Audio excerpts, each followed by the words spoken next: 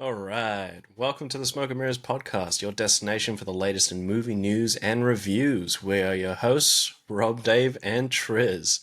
So this week, we're talking the series finale for Res Dogs, which Rob is in reservation about. We're talking Changeling. We're talking Anime Corner, the debut of Gen V, which we've got 3 episodes for, Fire. Benicio del Toro's Reptile with Jay Timberlake. Now how heavy is that? And finally, the second episode of the Continental. Coming with the fucking clip slides. I know you just want to love this episode. No, because they're from Virginia Beach. That makes sense. I was like, why was the clips on that track? And then it makes sense. Let's start the show. We live in there big times. Yeah, just rocking my body over here, dog. Jesus. Break into some beatboxing. Boom, boom, boom, boom. I remember that whole fucking bit. Fuck your body. How dare Timberlake throw in the pants? The pants. Yeah, fuck. How you going there, Bado? Yeah, this is alright. I just had like real bad fucking headaches before. Fell asleep in my chair in the second room. Sweating? Oh man, I just woke up and I was like, jeez. I got up before and just ate some food and got back to it. Better get that salt under control. Yeah. That salt fixed everything up for no. I flushed my sinus though, and all this black shit came out my nose. Damn, dog. I just got the Michael Clark Duncans.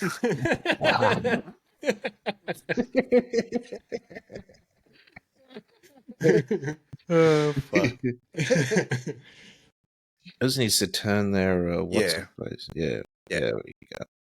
I've seen it. I was like, Those I'm glinting shiny- a little too much. Shiny suit arrow. Shit. All right, there, baddos.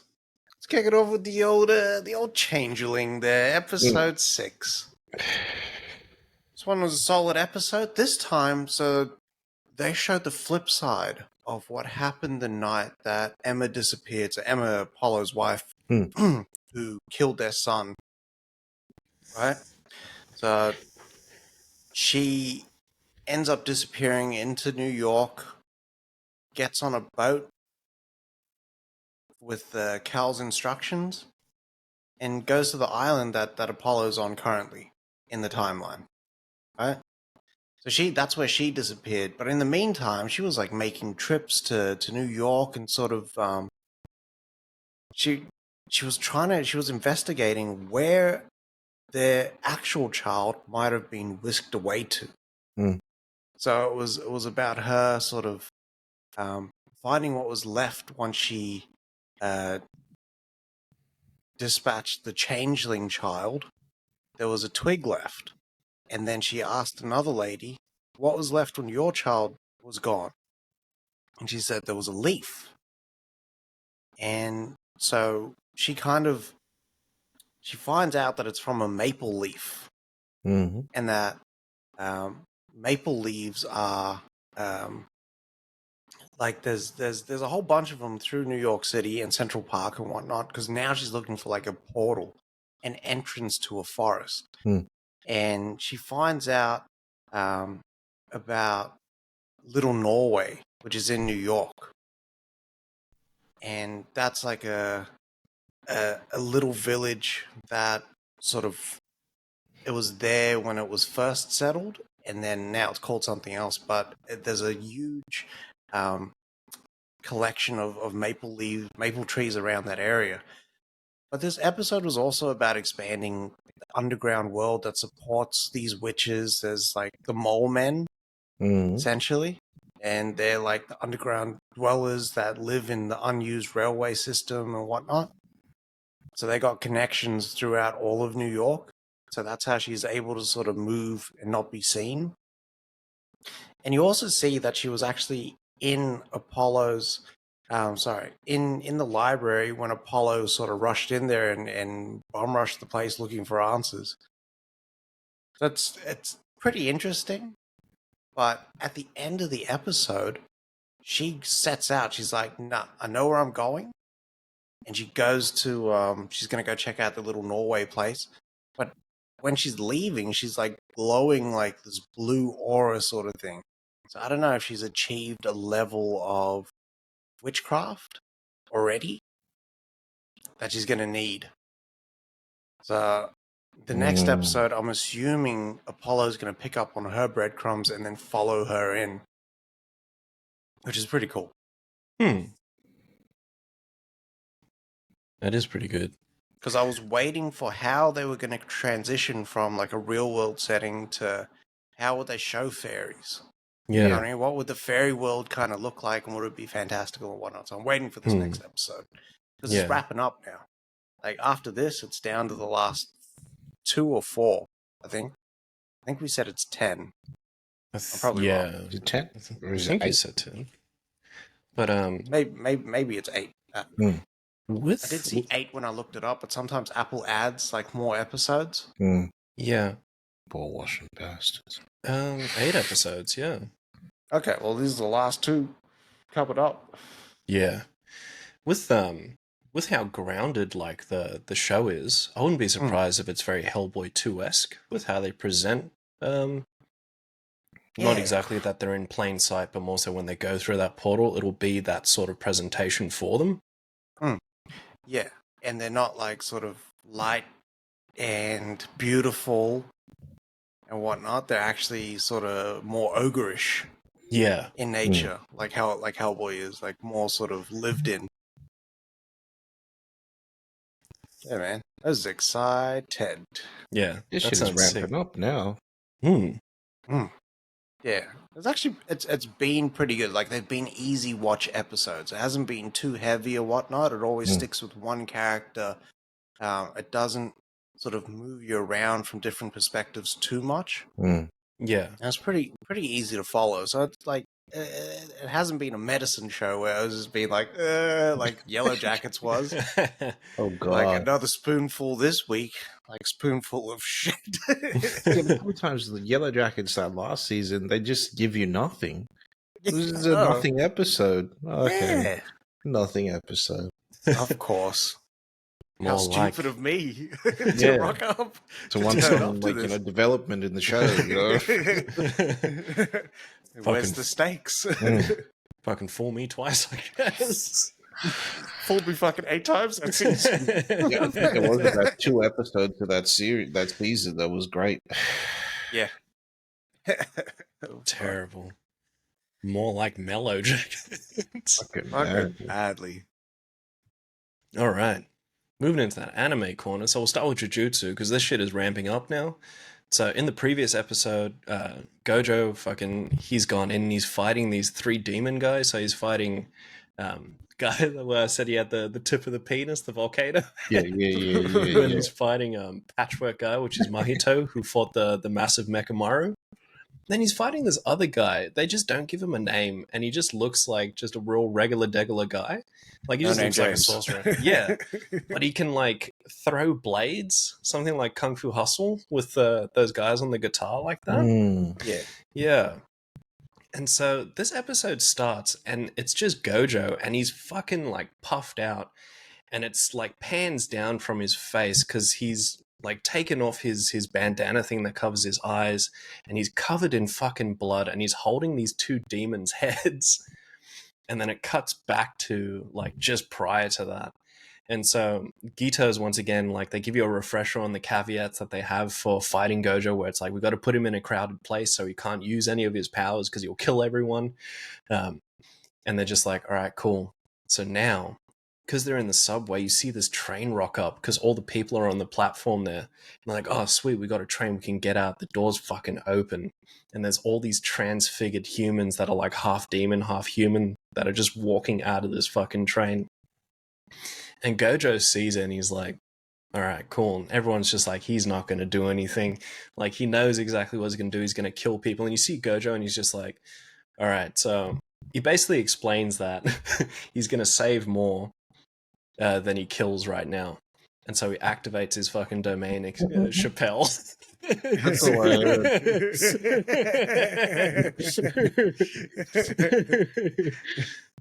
And so he activates his domain expansion. All these guys fucking lose their shit. But in his head, right, he's worked out that in 0.3 of a second, he can kill all the demons in the subway. And that's enough time for like the humans that are engulfed in the domain expansion to still stay alive as well. And you see him hit it and fucking it envelopes everyone. And you just see him running through. And these guys are just blowing up as he's fucking running at them. Hey. And he fucking takes out all these guys. And then he just stops, and that's where it cuts back to him, and he's just panting, and he's like out of breath. He's fucking done. And then Gito's like, and if he does do his domain expansion, we know exactly like how it's going to pan out. And then you just see Gito walk out of nowhere with this cube, and it fucking expands, and it's the prison realm, and it fucking like grabs onto Gojo and just locks him away. And fucking you just it flicks back to Yuji. And he's got this earpiece on his ear that he never had seen before, and it's the Mechamaru. So when Mechamaru died, he made caveats. He had another heavenly pact where he was like, if Gojo Satoru was sealed, I'm going to contact Yuji Itadori and let him know. And so he gets the earpiece and he gets the news, and he explains everything to Yuji as well as the two other people that's with him. And they all freaked the fuck out because Gojo was like the most OP dude there, basically, and they've sealed him away now. So now they've actually got to fight for their fucking lives here because now they're on the losing end of this. It's officially endgame for these guys. And so they're still stuck there. It's Halloween in Shibuya. All these demons are coming out, and now they've got to devise this massive plan to work out how the fuck they're going to release Gojo, but as well as that, kill all these dudes that are taking over Shibuya at the same time. And so it flicks back, and you see Gito still standing there with Gojo. And for the first time ever, Gojo loses his shit at Gito because Gito was his best friend when he was a Jujutsu sorcerer before he left. And then he's like, there's no way that you can be here. I'm the one who killed you, and I saw you die. And so he's like, no, you're 100% right. And you see Gito just remove the top of his fucking skull, and there's a demon that's a brain that's taken over his whole fucking body. But with like assimilating to that body, he takes on all the memories and everything of Gito. So he's essentially pseudo Gito. That's his name. And that's where this episode fucking ended. And the whole episode was just called Prison Gate Open. And that was it. And now, like, they've got to work out what they're going to do. It's fucking insane, man. I couldn't believe it. Because, like, I'm like, all right, cool, maybe Gojo gets out of this because you see him at the start. But it was exactly like a Breaking Bad episode where they show you the end at the beginning. Yeah, that's smart. Yeah. I don't want to give everything away, but Rocky wins at the end of this one. Now, Bleach, this was March of the Zombies 2. So the two armies of zombies have been fighting this whole time. And now the Stern Ritters, they had zombified one of the squad captains before he died. So he's a lot more limber, he can move better, and he shows up and he fucks up all these guys. Like, he's just an absolute machine. Takes out everyone, including all of the research heads, fucking zombies as well. And then they're trying to figure out how the fuck do we take this guy out. And the head of the research was like, I know exactly how to handle this. And just fucks him up completely. So because he's still alive, technically he can still like poison him, make him feel pain and shit like that. And he's paralyzed. This guy is like, you've been in a radius of me of 10 meters this whole time. And I infected you minutes ago. And so you see the captain just like fucking fall over, and this dude just starts experimenting on him as he's laying there. And fucking this dude is screaming everything. He's just trying to work out how the fuck did like he turn into a zombie before he died without the explanation of the Stern Ritters as well. And the fucked up thing with this like head of research guy is that he's always been like for his own type shit. Like he's very much a selfish motherfucker. So he's like, with this research, I'm not going to use it to better the Soul Reapers. I just want this for me. Like this is what I'm going to use.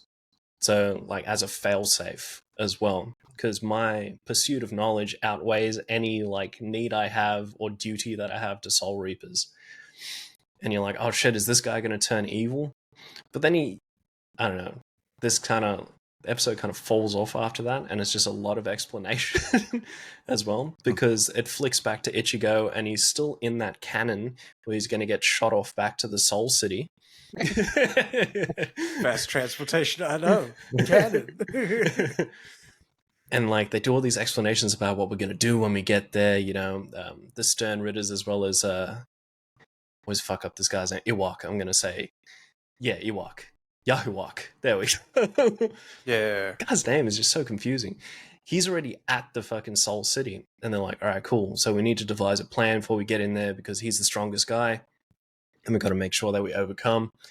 And then it finally flicks to the Soul City, and he's shown up, the king of the fucking Quincy's, the Stern Ritters, with his own personal royal guard.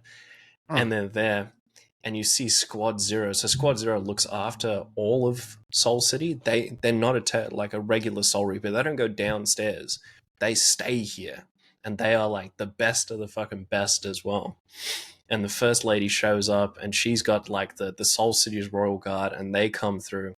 And they end up fighting all of the Stern Ritter's Royal Guard, and they get fucked up.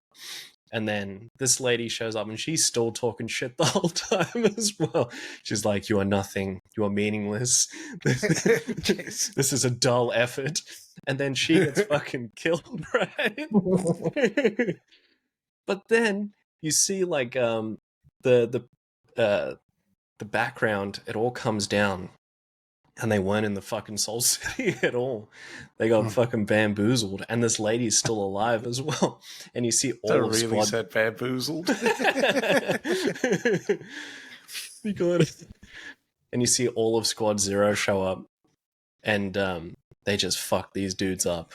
And then the Yahuwak like breaks through, because they had them in this. They call it the Soul Cage, right? And it's like these trees that have just encompassed the whole area where they're in. And if they try to shoot out of it, they try to fly out of it, it just grows at such an alarming rate that they can't get out. So they're just stuck here now. But Yahuwak, like he throws like this pendant thing outside, and he ends up teleporting to it. So he manages to get out. But then that's where this episode ends. So he's out, and Squad Zero's there. So they're going to fucking throw down now. But they had a few flashbacks in there where Yahuwak has been in the Soul City before. And you find out that he's like a son to the Soul King. And that he's pretty much like the evil side of the family, where he's like, I demand what is rightfully mine, and that is ownership and rulership of the Soul City, as well as the Quincy's and the Stern Ritters. And every time the head of Squad Zero has been there, because he's the heir at this point in time, and he keeps telling him like, you're not ready, you know nothing about what you're about to like try and get your hands on. And Yahuwak is constantly just trying to fucking goad this guy and tries to like throw attacks at him and shit. Gotta rile him up, huh? Rile. And nothing's fucking working. So throughout these flashbacks, it gives you that there is a lot of history there. And I think we're about to like really get into that too. But the only thing is that I think the next episode is episode 12, which means this is the end of this course. So I've got to wait another 3 months until the next one comes out. Damn. So this is going to end on a cliffhanger for sure. So this is probably going to end with Ichigo showing up. And then I've got to wait the 3 months for the next. I feel like every big cliffhanger ends with Ichigo showing up. Right? I'm here. It's like, all right, bro.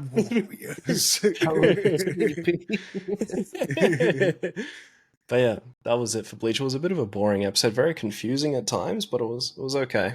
Like, I think they're just trying to get all the shit out the way. Yeah, so they have an explosive finale. Yeah. Fuck yeah. It looked like they was fixing their mouth up to say something. Fuck Bleach. Jeez. All right. So Reservation Dogs finally came to an end after 3 seasons. Brief, Hmm. but this ended really, really well. And it wasn't like an episode that was sort of explosive. And it wasn't like a big episode. It actually did the opposite, where it focused on the community. And the whole episode sort of doubled down on this idea of um, growing, maintaining, and strengthening a community. And it was really beautiful to see, because what they do in the episode, it's all about them burying Fixaco. And Fixaco is the medicine man and whatnot. And it kind of took you into the process of doing that. So everyone sort of gets there and gets settled and whatnot, and then they have something to eat, and they prepare the body.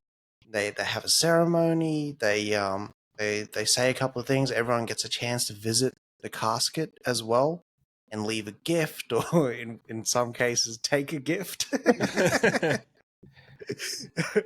um, and then through the night, the men actually dig the grave, which was really, really cool. Willie Jack, who was closest to Fixaco, actually breaks ground first. And then the guys sort of take turns shoveling and whatnot. Cheese fucking nearly knocks someone out during the digging. And then in the morning, they bury Fixaco, and then they go on to have breakfast. But throughout that whole process, it is them kind of like all the women, the aunties and the grandmothers and everyone in the kitchen, cleaning, cooking, like setting everything up, and they're all talking shit and whatnot. And and all the men outside sort of talking shit and talking like sort of regaling stories and stuff. And you really felt the community in this episode, which was it's amazing to see. The story, the episode actually starts with Willie Jack visiting one of her aunties in prison, and she's like, Fixaco. It's like, he's gone. And she's like, well, the prisoner, the auntie's like, well, here's a pack of chips. And Fixaco knew you, so I'll put a chip on you, and I'll put a chip on like all these other people that he knew. And then she takes away the chips, and she goes, well, the guy's still here. His knowledge is just in you. And then that kind of cemented that whole community aspect of it. And by the end of it, it's this really realistic setup for how sort of life is cyclical. There'll always be the aunties and uncles, and then they pass on, and then they get replaced by the newer generation, and they've got a generation below them and whatnot. And it's like this road that has led you there, and then the road sort of into the future is all paved by the same people. And those stories and those experiences kind of get passed on from the past to the future, and they just keep going on and on. So the four mains, Laura Dannon, who was applying for college, met her father and everything, so she's actually got accepted to college. She's getting the financial aid, and she's going. So she's leaving. Bear's mom's also leaving, which means that Bear's by himself, but Bear's in a place right now where he's all right with that. He's all right to be by himself and stay and put down roots and whatnot. And he's got new missus who was part of the enemy crew. So he's happy to stay. Or Dan goes to college. Cheese stays with his grandma, and Willie Jack is then sort of on the road to become one of the healers of the town. But yeah, it was a finale that sort of it intertwined everything that's happened from the last 3 seasons, and ours was emotional. fuck, I was just crying. And they didn't need, like, there wasn't any deaths or anything. Like, Fixco wasn't someone that you had spent that much time with. But all the time, we just, like, just the journey, man. Getting to this point, I was like, they're playing the fucking music's going off and everything. By the end, I did one of those wipes where I kind of like wiped like that. And I was like, all right, back to the real world. Oh, There's something in my eye. No, I was not even fucking hiding it. Nothing. I was just. Oh man. But yeah, fucking worth checking out, man. I really love the show. It wasn't a show where it was like the big cliffhangers or whatnot, but it was just nice to kind of get that insight and spend time with these characters and just see some of the experiences that were on display. Stellan Harjo directed this one as well, who's like the creator of the series. Yeah. Really I've always been a big fan of those shows about family and community where it focuses on that. So good, man. Especially like with this kind of subject material. It's so like cool to learn about, and there's such a strong connection for family with that community as well. That's why Big River is so good. Yeah. They build that community so well. Yeah. And it stays in that community. It's not like they move it out or get some outsiders or whatnot. I think that's why Elizabeth Olsen's character is so important. Like through her, that's where you learn. Yeah. That's who we are. That's who the audience is. Yeah. Yeah. Yeah. Jar Jar Binks. How dare you? I still think that Jar Jar is that Sith Lord. I'm telling you. Has just had time to fucking marinate his feelings. It was imperative to every single one of the what's his faces. Imperative to every single one of the decisions made throughout that. Yeah, he was guiding that shit. Could have been Palladius. We don't know. Jason. Darth Binks. Reptile. I didn't mind this movie. I actually didn't mind this movie at all, if I'm being honest about it. So this one follows the murder of Justin Timberlake's character's partner, and Benicio del Toro being on the case to try and solve that case. But there's a lot of stuff in between that you learn about that really just fleshes out this story as well. But there was a few shortcomings with the story too. For me, I really liked Benicio's character in all of this. Yeah. And the story behind him. But I think as this movie went on, it was just a bit too long. It was. It really was very, very long. Because I was checked the time at 1 hour and 20 because I was like, they wrapping this shit up. 55 more fucking minutes to go. I was like, how much are you going to put in that end bit? It's not going to be an explosive ending, you know what I mean? Yeah. I was like I was tired by the end of it. Like, I was willing to have a nap by the end of this movie. Yeah. But yeah, like you said, the performances were on point, man. I didn't even mind Timberlake. Trouser Snake was actually like it was a little bit more subdued and kind of like he wasn't guilty. He was almost he played like a cuck or something. Yo, what's his face, Palmer? Nah, I didn't check the Palm out yet. Yeah, right. I was the only person to watch fucking Palmer now. I think you were. Palmer good though? Worth checking out? It was good. I watched it. Yeah. Bit of a jerker there. Hey, yo. Tear jerker, goddammit. No, Cameron Mace, I'm sorry. But that pause is back, my friend. Full effect. Oh, shit.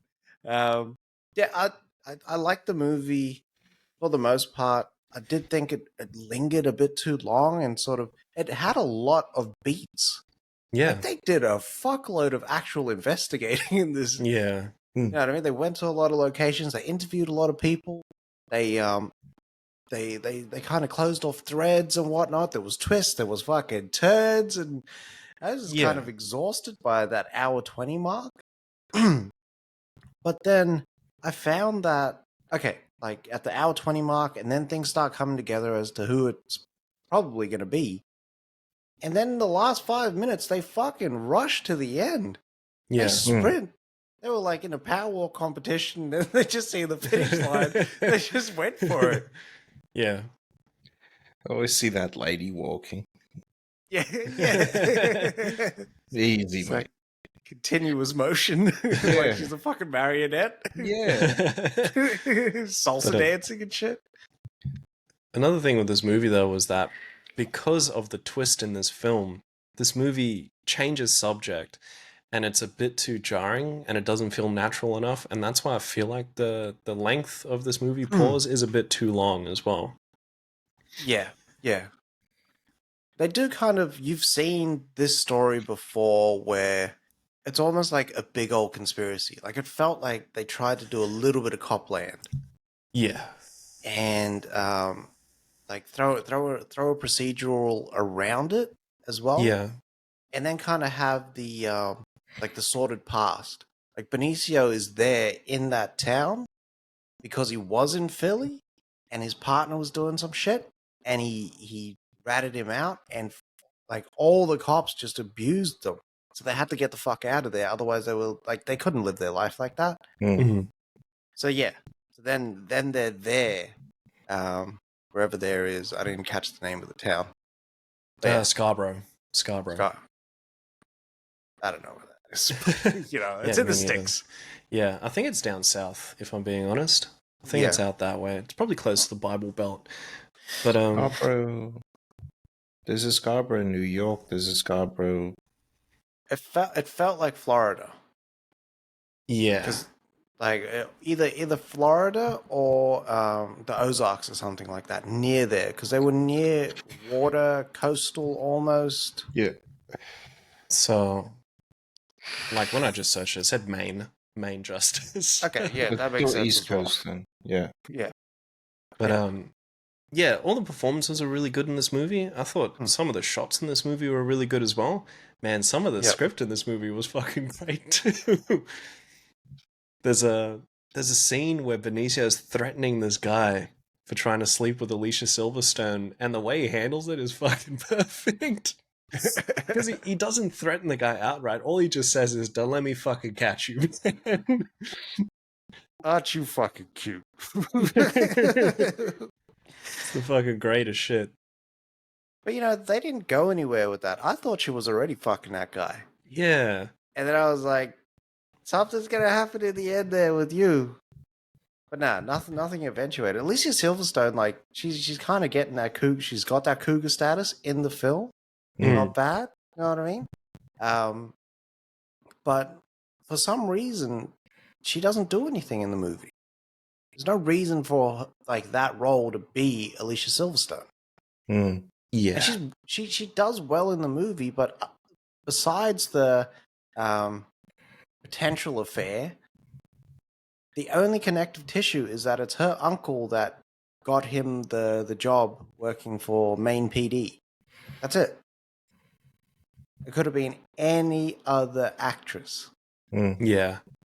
She only gets like 9 minutes of playtime in this, and it's very much like you don't know what she does for a living and things like that. It looks like she could have been a police officer because she helps him with some of the investigating. Yeah. But then I thought nothing maybe more. a lawyer or something like that, but you never see her work. Yeah. They That's do just add been- a lot of things.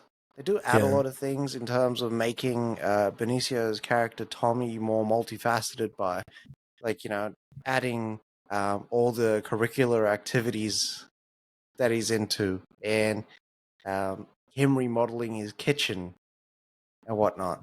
Yeah. But then at the end of the movie, they do this thing where his hand is in like this gel set thing. What was that all about? Do you know what that was about? Because he got shot in the hand. Yeah. You got shot I in the don't know hand. if that was a healing thing or whatnot. So I don't know if it was a healing thing or they're catching ballistics for the firearm. Because it could Dark be. Knight shit. Because Batman's just waiting in their I fucking know. lounge room. Another coffee, Mr. Man? No.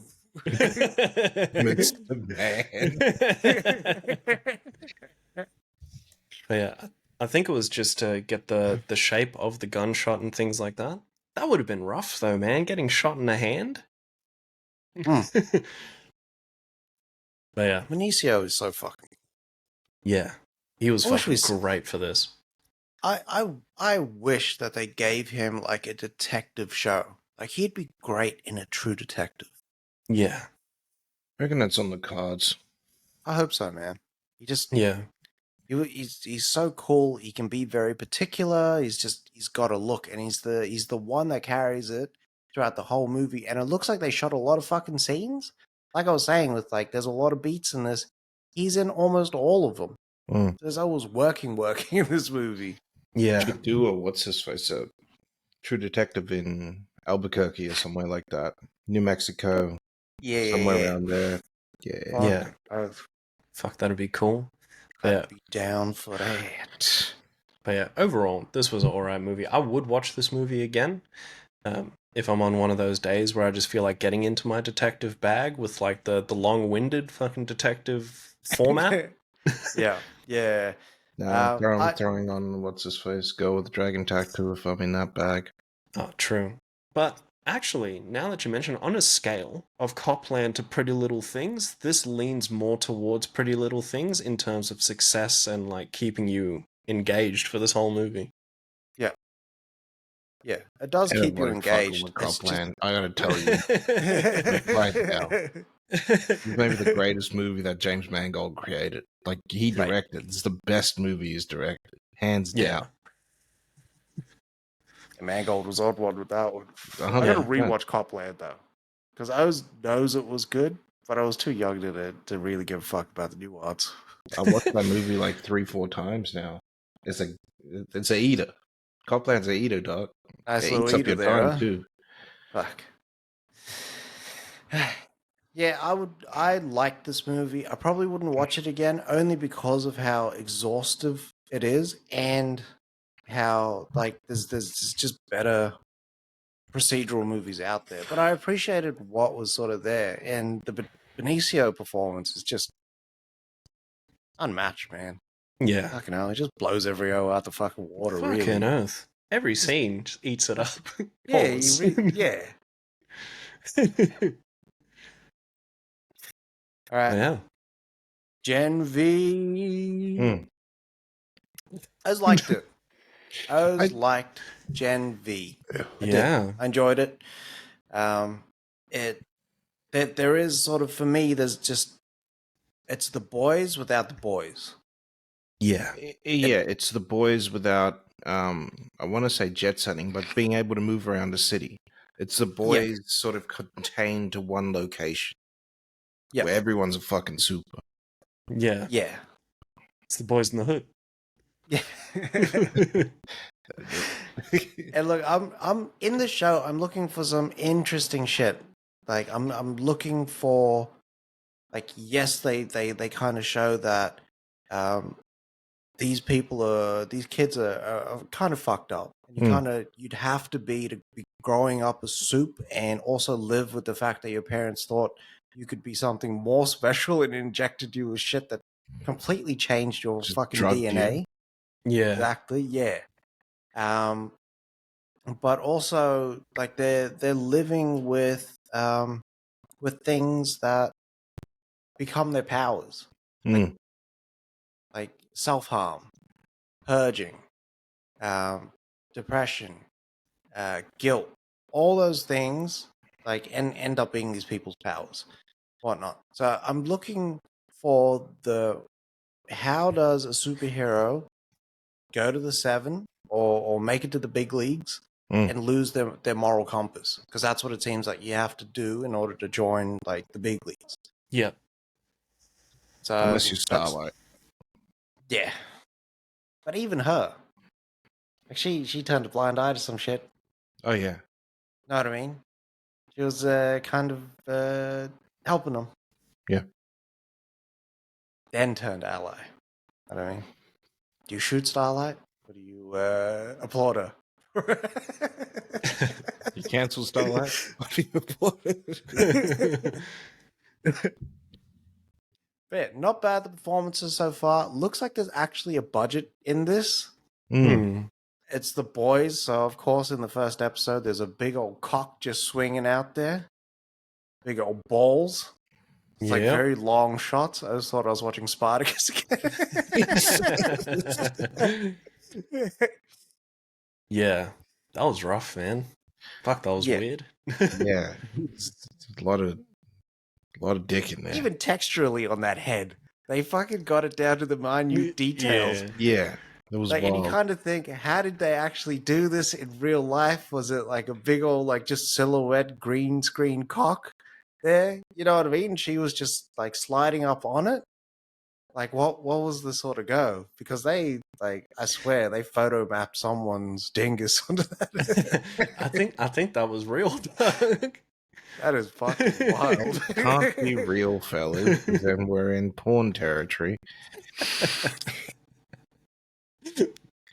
They even had like the fucking foreskin ribbons and gills and everything. Yeah, It you can was see the wild. paws on that foreskin. Yeah. And the big old pubes, like the outlier pubes. Oh shit. Far out. The violence is on point. No one Yeah. does that ballistic, extremely graphic violence like the boys, I find. Yeah. The more realistic sort of... It's realistic, but over the fucking top. Yeah, Yeah. 100%. What do And you it call treads the line. Sorry, dog, you go. I was just been talking like a it? Sorry, Doug. No, I was just gonna say I really liked Andre in the show so far. Really enjoy his character. I feel like he's like standing out for me here, like with his turmoil, with fucking being the father of like his father had the same powers and shit like that, and the Yep. expectation. Yep. But I think Chance Perdomo just altogether is a fucking great actor. Yeah, I like that guy. He's blowing everyone else away. Yeah, Everyone else. looks like Teal'c. Yeah, he does. Which is, do you mean Teal'c from like God of War? Yeah, Kratos. Christopher Judge. Yeah, Yeah. If only you had the voice. Nobody has I that can only be voice. one, motherfuckers. they very Game of Thrones these 3 episodes as well. They really introduce you to characters only to like let them go so soon as well. They give you an intro and then just zip them right out. I didn't expect Arnie Jr. to fucking buy the farm so early. Big time. Same. I'm kind of glad though, because it is a little bit distracting when the O like hits a certain angle, pause, and he looks at the camera. That's deepfake Arnie. Yeah. Yeah. I It was just like, reminds me of Bill Hader's interview. Like, show me your leadership capabilities. They deepfake his face. he looked so familiar in the show until you said that he was Arnie Jr. I was just like, God damn it, that's who he is. Even down to like the teeth. Yeah. Looks like Arnie. But his acting was actually fire. Yeah. He's doing a lot. He's going through the full range there. Oz was not mad at it at all. Hmm. I'm not a big fan of our main protagonist though. Yeah. I loved her intro. That is a fucking bawling intro Yeah. Yeah. for like a sort of a boys superhero whatever.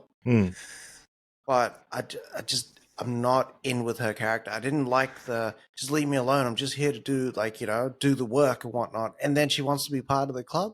Fuck off, bitch. Can't be like stepping now that it's getting interesting. I would Yeah. have fucking sidelined her so quickly. Oh, 100%. Like even the pity party that she fucking starts when she's in that when Lee He's like, yeah, feeling real good, mate. She doesn't say that, but like that's what I glanced from it. And then she's walking by, and she's like, "You don't know what it's like to have your parents die because you killed them," or something like that. I was just like, "Here we fucking go, mate." All right. Yeah. Obviously not over it. And she obviously knows that she can never ever be a hero because of her history. That does not make a good hero. It'll be so easy to do. You just Anakin that bitch. You know, I might have the power to bring them bitches back. You know what I mean? Like, like that's all we Her name need. is Resurrector. Yeah, you know what I mean. Like that's you know that's my powers. That's my powers. But you just need to do the bad shit for me first. You know what I mean? Yeah. Like, Yeah. That'd be the interesting shit if she becomes the villain. and she should. Yeah. I'd like that. Yeah, with a name like Marie Moreau. Mm. Villain territory. Dr. Moreau. Then I want that that can change between, like, you know, girl and boy Yeah. to like take her down. Then just kill that bitch. Yeah. Jeez. What do you call it? I'm waiting for a moment in this show where she realizes she doesn't need to see the blood to control it. Mm. Like, I'm waiting for a Magneto moment when he pulls the iron out of that guy. Yeah. Because she's already, just in the 3 episodes, discovered she can manipulate the blood and put it back. You know what I mean? So she can, like, save people. Yeah. I think I these just 3 hope- episodes... You go. I'm so sorry. Don't be sorry at all. Like I think- said, hooah behavior. for me.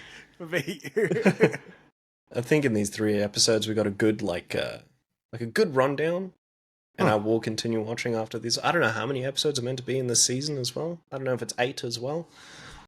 Let's say 8. Yeah. How many's in the boys usually? 10? It's around 8 to 10, yeah. I just can't get enough of the boys. Pause. Big time. When it's on there, like it's just, Yeah. it's the watching is just so good. There's always something happening in every episode, Yeah. and it's always something like just cool. Yeah. Or Butcher will Fucking just say oath. something and just okay, that's the episode. Like, Yeah. you know what I mean? It just made my night. Yeah. What do you call it? I wonder if did they say if they would show up since it's present day? Or do you reckon they'll keep it separate just so that the shows can be like separate as well? So far you have had appearances by Homelander and the Deep and A Train.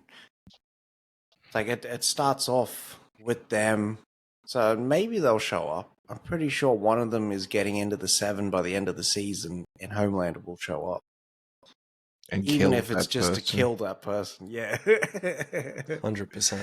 Because he picks his own team. We know that he picks his own Yeah. team. Fucking Yeah. hell, that guy that he smacked on the ears, that blind guy, that was fucked up, man. Oh, He's a wild shit. boy. Homelander is a wild boy, man. That's like some shit that you'd see in Invincible. Yeah. Shit, Yeah, Invincible's overall, soon. I'm enjoying what I'm seeing. I'm liking it. It's enough to bring me back next week. Yeah. I also like the release strategy. 3 episodes up front lets me know. Now I can make a decision. Yeah, I will definitely be back. Yeah. And I'm thinking I'm back.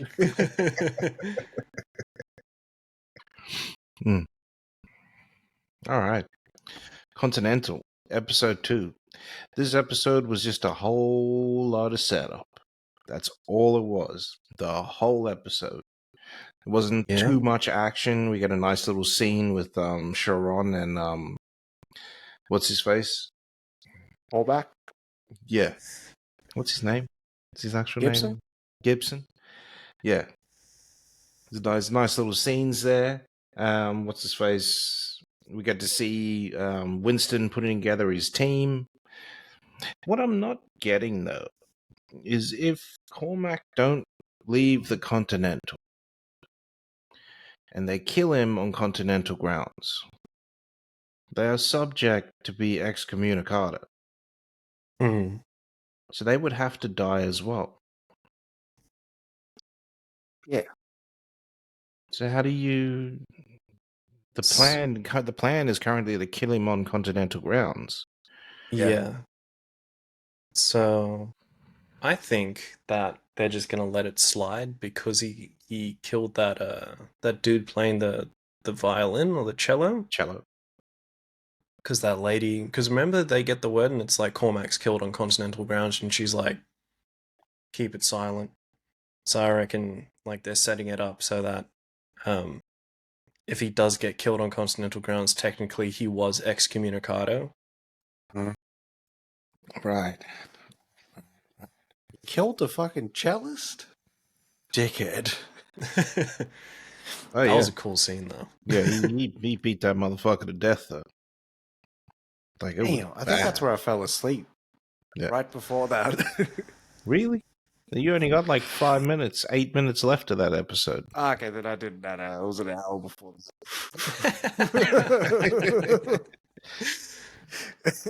Yeah, he beats him to death with a golf club, and it's wild. Yeah. But yeah, we get to see a bit more into Cormac's character, just how sadistic he is. Loves Jesus. They have a church set up inside the Continental, something we haven't seen before. Yeah, actually. Chapel. Yeah, the chapel. What's his face? You get a bit more backstory on Winston and his brother. What's his brother's name? Sam or something? Frankie. Yeah. Winston and Frankie, and how they sort of got involved with Cormac, and like, you know, just the way that he would manipulate all those kids and whatnot. Yeah. But yeah, overall, I felt this episode was a better episode than the first episode. I enjoy the talkie, and just having a bit more information. It feels like that first episode threw all the action at you up front when it didn't need to. I would have liked them to siege into the action. Wick does do that, but it's like the setup is really, really quick and you can get to the action quick. This, they had 3 episodes in an hour 20, so nearly 4 hours. You know what I mean? Yeah. Like they could have sieged into the action. Yeah, they really could have. Yeah. I mean, the first Wick is like 40 minutes. He's only killing for the last 40 minutes of that movie. Yeah. Yeah. But that first action scene comes in at 18 minutes. Yeah, I get that. But yeah. Overall, I'm going to come back next week, or this week, I should say. It is this week. It's a Monday. And check out that last episode. I'm not minding it. Yeah. For sure. Different director as well, so the action was actually better. I don't think Hughes knows how to shoot action, B. He's not that type of director. Yeah. Yeah. He killed it in fucking Book of Eli, though. Was that him or his killed brother? It. That was both of them. That was a Hughes brothers. Your girl, maybe that's what the other one brought.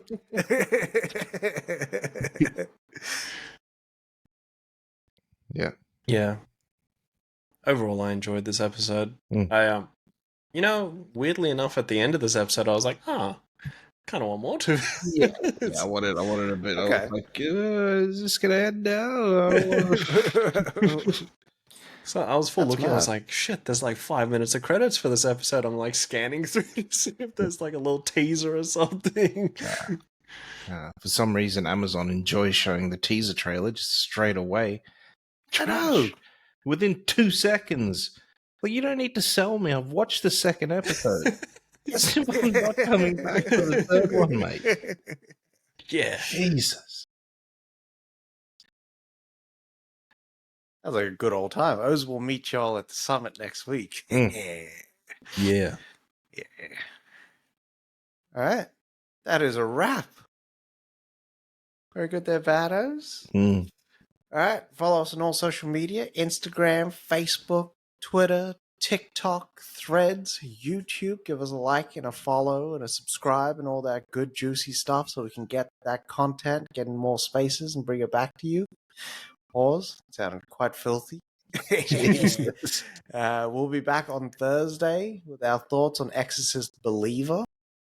Believe it or not. But we're also going to be talking Cobweb. from the old Kim Ji-woon. Yep. Yeah. I Saw the Devil. Go see it, motherfuckers. It's the movie. It's the movie. Yeah, love yourself. Love movies. Vape more, smoke less, and wash your ass.